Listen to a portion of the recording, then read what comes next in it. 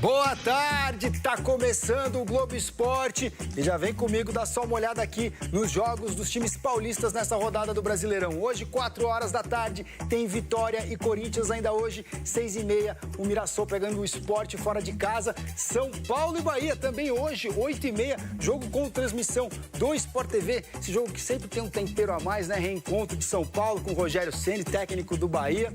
Amanhã, Botafogo e Santos, jogo da Globo, 3h30, começa o nosso Bora pro jogo, 4 horas da tarde a bola rola. O Bragantino amanhã, 6h30, pega o Vasco da Gama e amanhã, 7h30, Palmeiras e Cruzeiro. Palmeiras que já vai entrar em campo sabendo o resultado do jogo do Flamengo, que vai pegar o Fortaleza hoje. Você fica ligado lá no GE.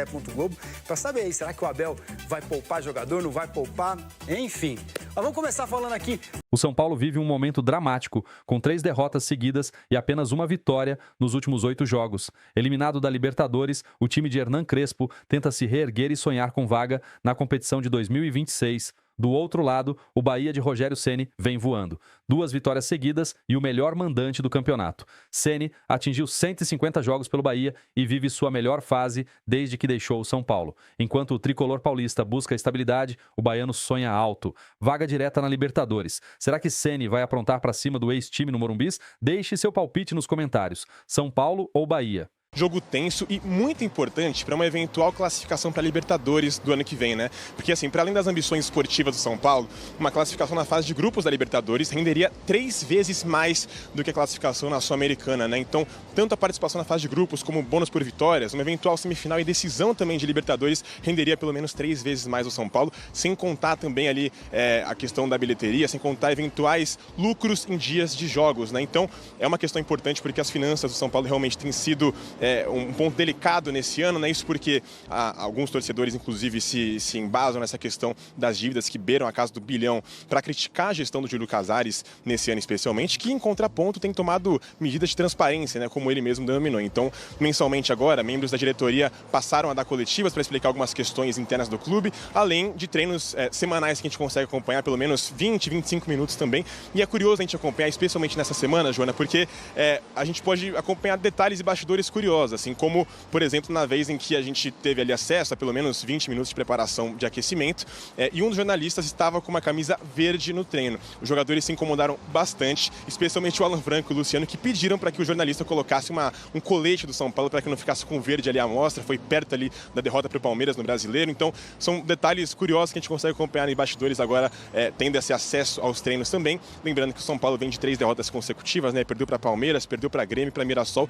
e agora tem esse jogo muito importante contra o Bahia, já sabendo que não vai contar com o Ferrarese, que está suspenso para esse jogo, então por isso o time deve entrar com o Sabino, deve entrar também com a Arboleda e também, no caso, também uma formação aí de 3 zagueiros, muito importante nas ambições do São Paulo para esse final de ano no Campeonato Brasileiro e visando também o planejamento do ano que vem, Joana.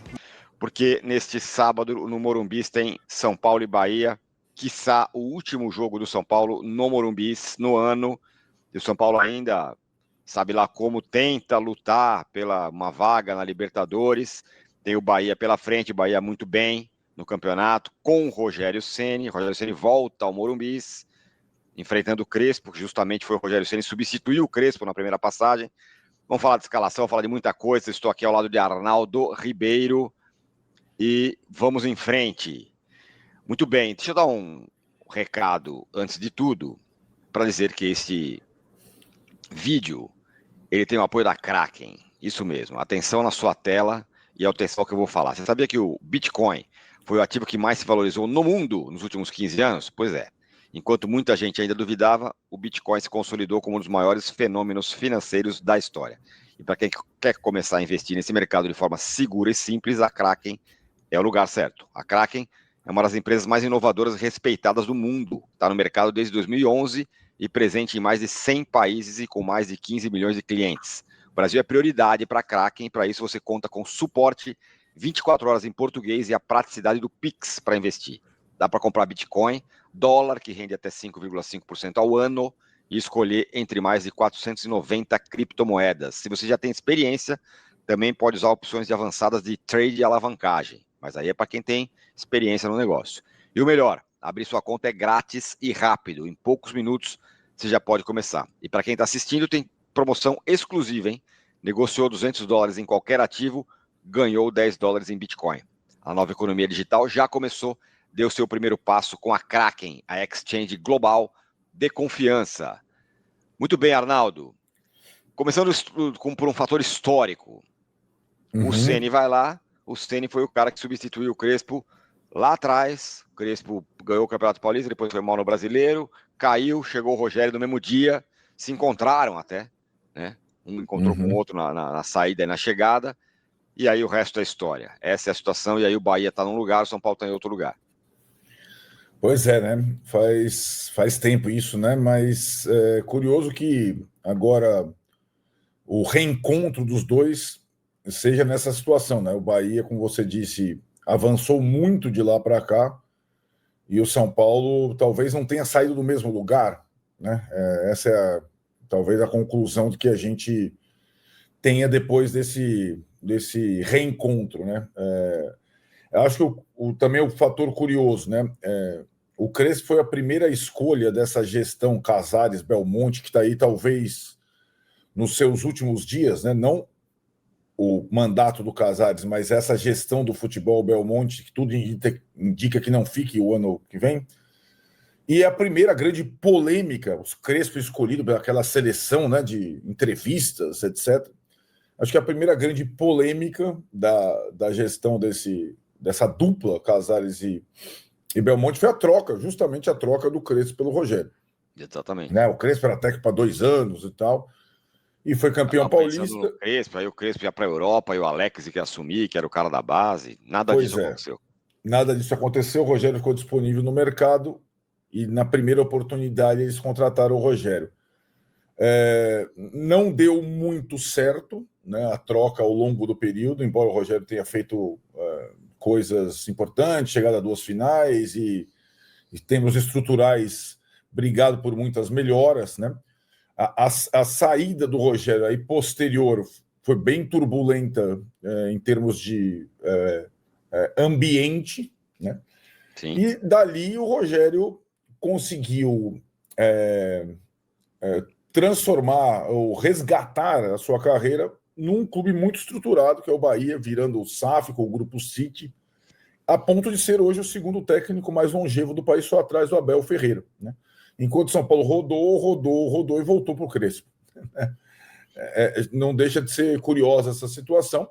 E a prática hoje, né, e a tabela do Brasileiro indica, o Bahia é um time muito mais forte que o São Paulo. O Rogério com muito mais condições de trabalho do que o Crespo. O Rogério com um elenco muito melhor do que o Crespo. O Bahia contratando 2 jogadores do São Paulo nessa temporada, como quem tira bala de criança. E o Bahia numa briga real pelo G4 do Brasileiro, e o São Paulo no limbo da tabela, meio pensando no ano que vem. Então essa é a realidade. Com o detalhe, né, Tironi, o Rogério nunca havia vencido o São Paulo desde que se tornou treinador, quebrou esse tabu. Esse ano ganhando lá na Fonte Nova por 2-1. A época ainda não era o Crespo, era o Zubeldia, que estava suspenso, aliás, daquele jogo. Aquele jogo, não sei se você lembra, o São Paulo já dava sinais de estar largado, né? Não estava nem o Belmonte, nem o Casares. E na Fonte Nova era uma coisa, o técnico era interino. O Zubeldia até viajou suspenso, mas, nossa, o São Paulo já estava... aquela era Zubeldia já estava afundando.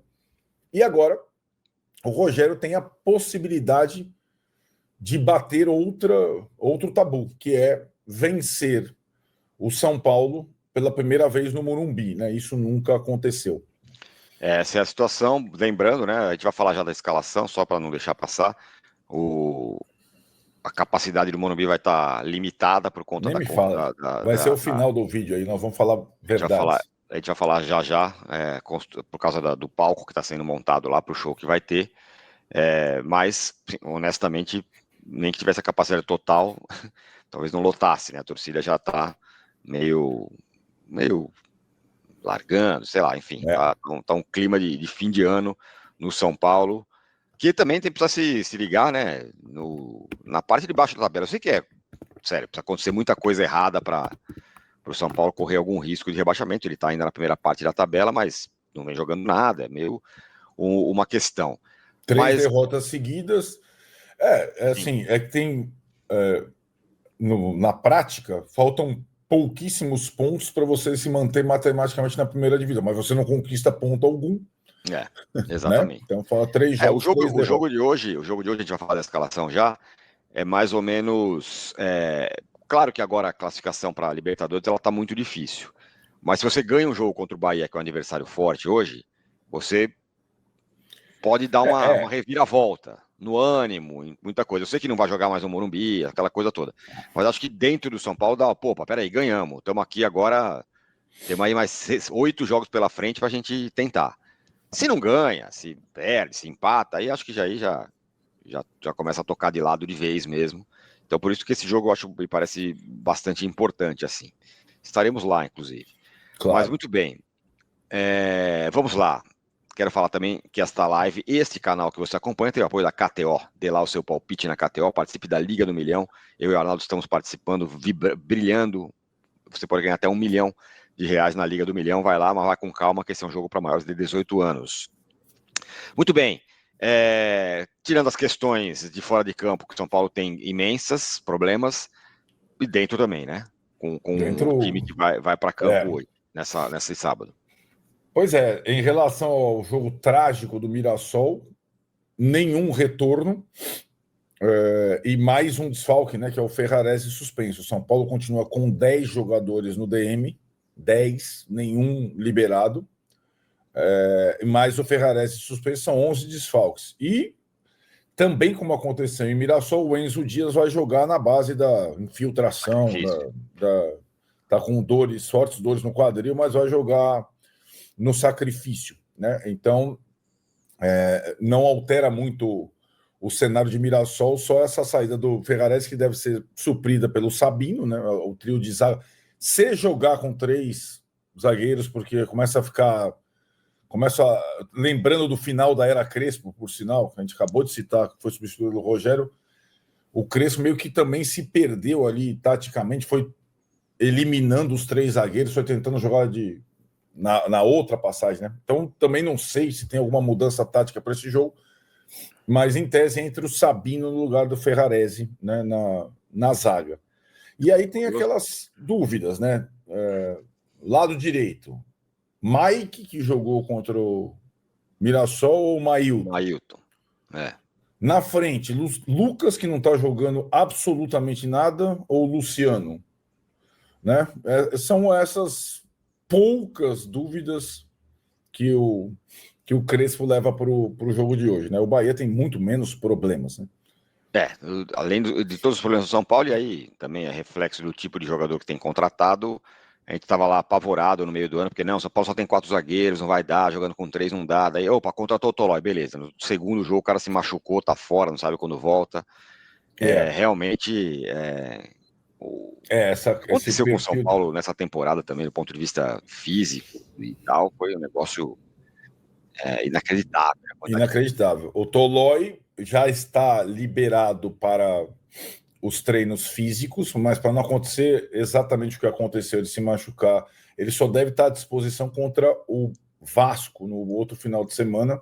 É uma semana de intervalo.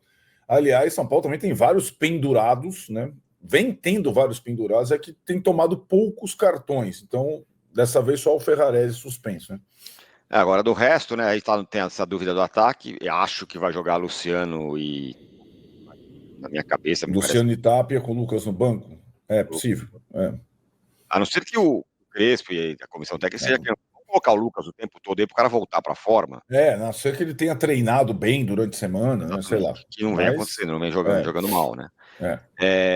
E no meio campo parece tá todo mundo, né? Pelo menos ali. Aí no meio de campo você pode repetir o trio que tinha ido muito bem contra o Palmeiras e foi muito mal contra o Mirassol, que é Pablo, Marcos Antônio e Bobadilha. Mas além deles você tem o Luiz Gustavo, o Alisson, o Rodriguinho. Ali você tem possibilidades, né? No meio de campo. Bom, e o Bahia tá tudo bem, não vem com tudo. O Bahia só não vem com tudo. Quinto colocado no Brasileiro. Exato, só não vem com tudo porque 2 dos principais titulares estão fora há algum tempo, né? O Caio Alexandre, que é o volante que que dá todo o dinamismo do time, está machucado já há algum tempo. E o Everton Ribeiro teve aquela questão do câncer na tireoide, fez um procedimento cirúrgico. Foi tudo bem, foi um sucesso, mas ainda não está à disposição para voltar a campo. No lugar dele, aí que é curioso, né? O Rogério tem duas opções, os dois aí são paulinos, ou o Michel Araújo ou o Rodrigo Nestor, né? Sim. O Michel Araújo foi comprado pelo Bahia em definitivo, o Nestor foi emprestado e deve ser comprado em definitivo. E nesse caso do Nestor, ele não existe uma proibição para ele enfrentar o São Paulo, mesmo estando emprestado. Então ele pode ser ou o Michel ou ele. E o Bahia também tem um outro ex-São Paulino que tem jogado muito bem, né? O William José, que no jogo da ida, da quebra do tabu, lá na Fonte Nova, fez os 2 gols, é o artilheiro do time na temporada. Ele que foi centroavante do São Paulo, campeão da Sul-Americana em 2012. Muito bem, vamos falar agora sobre ambiente. Vamos. Você só quer que eu fale um pouco da arbitragem antes? É verdade. Bruno Arleu, não? Não, também seria um pouco demais, né? Não. Mas é um árbitro que eu acho meio fraquinho, inexperiente, o Lucas Paulo Torresin, do Paraná. O que me chama a atenção não é nada, mas quem gosta de teoria da conspiração vai entender. O VAR é o Rafael Trace, outro VAR de Santa Catarina. O que aconteceu? O São Paulo teve aquele problema com o Ramon Abate Abel, Santa Catarina. Aí, no jogo do Mirassol, o Candanção, o VAR é de Santa Catarina. Aí hoje, de novo, o VAR é de Santa Catarina. Nada contra Santa Catarina, Florianópolis, mas, sei lá, me achei... O VAR lá do Candanção, lá que foi lá buscar os 2 pênaltis, né, do jogo do Mirassol, lá caçar com lupa. Enfim, é uma dupla fraca. Nesse aspecto, é bom a gente prestar atenção. É daqueles jogos duplas que o VAR é mais experiente do que o árbitro em campo, entende? Só para a gente entender como é que pode ser a dinâmica aí. Muito bem, vamos falar do ambiente do Morumbis, mas eu quero dizer de novo que este vídeo tem o apoio da Kraken, e você sabia que o Bitcoin foi o ativo que mais se valorizou nos últimos 15 anos? Muita gente duvidava, Bitcoin se consolidou como um dos maiores fenômenos financeiros da história. Para quem quiser começar a investir nessa, a Kraken é o lugar certo, que ela está presente no Brasil agora e está presente em mais de 100 países, está no mercado desde 2011, já tem 15 milhões de clientes. O Brasil é prioridade para a Kraken, então você vai ter suporte 24 horas em português e Pix, praticidade do Pix para investir. Dá para comprar Bitcoin, dá para comprar dólar, que rende até 5,5% ao ano, e mais outras 490 criptomoedas. E melhor, abrir sua conta é grátis e rápido, em pouquíssimos minutos você já pode começar. Para quem está assistindo, tem uma promoção exclusiva, atenção. Negociou $200 em qualquer ativo, ganhou $10 em Bitcoin. Então vai lá, tem QR Code na tela, tem link na descrição para você investir com a Kraken. Vamos lá. A gente conversou um pouco sobre isso outro dia, Arnaldo, e acho que vale voltar à questão. O Rogério Ceni volta ao Morumbis. Diante da draga que está o São Paulo, uma fase meio de desconexão, de meio que dúvidas com relação ao futuro, desesperança e tal, volta ao São Paulo, volta ao Morumbis, um ídolo do São Paulo, para muitos o maior ídolo da história e tudo mais. Questão, como ele será recebido pela torcida? E eu fiz o meu palpite, eu acho que ele vai ser muito bem recebido, éramos felizes com você, não com ele como técnico, tal, mas ele na vida, quando ele estava no São Paulo, uma coisa meio nostálgica nesse sentido, me parece. O que você acha? Eu também estou com essa impressão, né? A outra vez, a vez mais recente que ele esteve no Morumbi, no ano passado pelo Brasileiro, o São Paulo era dirigido pelo Zubeldia, estava numa boa sequência no campeonato. Zubeldia tinha recém-chegado, São Paulo meteu 3 no Bahia, jogando pra caramba, ninguém ligou pro Rogério, era bastante gente no Morumbi, parecia que nem tinha Rogério lá. E o São Paulo, aliás, o Zubeldia estava suspenso nesse jogo também, tinha sido dirigido pelo auxiliar, mas o São Paulo era outro ambiente, o São Paulo jogou pra caramba, tal, ninguém nem prestou atenção no Rogério. Dessa vez, eu acho que até pelo pouco público, é impressionante como, né, a diretoria largou essa questão dos preços dos ingressos. Os próprios presidentes das torcidas organizadas nem chamaram os sócios para ir para o jogo. o público menor do Morumbi até agora, você estava lá, foi há muito tempo, Ceará, 12 mil pessoas no dia do protesto pós-Libertadores. Olha, eu acho que, por que vai dar mais, na minha opinião, mais torcedores do que 12 mil? Muito por conta da torcida do Bahia. Eu imagino que a torcida do Bahia esteja em grande número e até faça mais barulho, talvez, olha, que a torcida do Bahia aqui em São Paulo é muito grande, como em qualquer lugar do país. Então, eu acho que por conta da torcida do Bahia é capaz dessa marca de 12 mil ser superada. Mas o ambiente vai estar bem... E, além de tudo, aquilo que você citou no início, a capacidade do estádio, não é só a capacidade, né? Onde fica normalmente o setor popular, que é atrás dos gols dos vestiários, fechado pela instalação do palco para o show, para que a partir de agora, a partir dessa noite, o Morumbi deixa de ser um campo de futebol em 2025 e passa a ser uma casa de shows, pateticamente, com o time ainda tendo 4 jogos a fazer em casa nessa temporada, uma coisa surreal, né? E eu falei isso, você está de prova. Levantei essa lebre lá atrás, pedi para fazerem o BarbaCast, nosso grande parceiro, que tem um canal rubro-negro, foi entrevistar o Marcelo Teixeira dos Santos, pedi para ele fazer a pergunta, ele me citou, o Marcelo Teixeira, sim, é verdade, o São Paulo me consultou para também fazer os jogos contra Juventude e Inter na Vila Belmiro. Então, o que o São Paulo estava tentando esconder, eu já tinha sentido o cheiro da coisa. O São Paulo não vai jogar mais no Morumbi nessa temporada, o que é um assinte, o que é um absurdo, e o que pode minar algumas chances, e assim, as poucas chances de Libertadores, e se a coisa complicar de vez a disputa contra o rebaixamento, se a coisa complicar. Porque jogar na Vila não é a mesma coisa que jogar no Morumbi, né? Muito bem. Então é isso, certo, Arnaldo? Certo. Depois do jogo... Com todas as adversidades, estaremos no setor Lacta, local da arquibancada com Tirone e Arnaldo, estaremos no jogo, e depois do jogo tem live, sim senhor, aqui no canal. Exato. A opção abandonar não existe, estaremos lá, a live começa por volta da meia-noite, a gente vai invadir o domingão com vocês, sem pressa para acabar, fica tranquilo, nós vamos desopilar até o domingão. São Paulo e Bahia se enfrentam às 21h30 de Brasília, deste sábado, no Morumbis, pela 30ª rodada do Campeonato Brasileiro. O São Paulo vive seu pior momento na temporada. Tem só uma vitória nos últimos 8 jogos e perdeu as últimas 3 partidas para Palmeiras, Grêmio e Mirassol. Foi eliminado da Conmebol Libertadores e agora tenta reencontrar o caminho dos bons resultados para voltar à competição continental na próxima temporada. O time é o 9º colocado na tabela, com 38 pontos. O Bahia vai a campo embalado por 2 vitórias seguidas que fizeram o time subir para o 5º lugar e assumir o posto de melhor mandante na Série A. Em busca de um lugar no G4, o tricolor busca equilíbrio, já que tem apenas a 12ª campanha como visitante e vem de 5 jogos sem vencer longe de Salvador, sendo 4 derrotas.